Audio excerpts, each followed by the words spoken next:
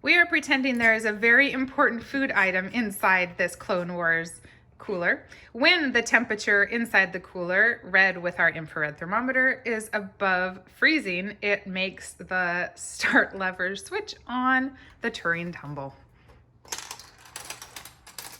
When the output from the Turing tumble reads blue, blue, red, red, red, blue, and then the ball stops, it will make the mousetrap shoe kick.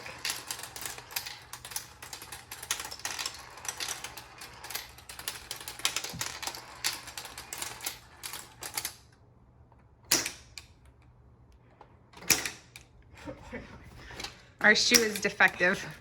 Go shoe.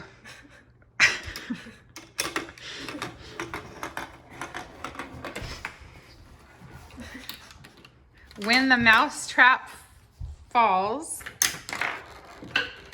it will switch the circuit, snap circuit on and make the disco light turn, which will alert me there is a problem with my super special food in my Clone Wars cooler.